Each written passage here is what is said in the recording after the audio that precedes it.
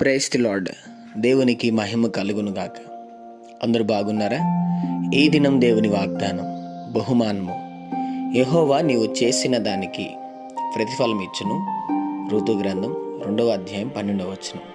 అవును, దేవుడు ప్రతిఫలం ఇచ్చేవాడు. నీకు బహుమానమును, మంచి పేరును, ఖ్యాతినిచ్చేవాడు. నీ జీవితంలో దేవుడు ఒక ఆలోచన కలిగి ఉన్నాడు.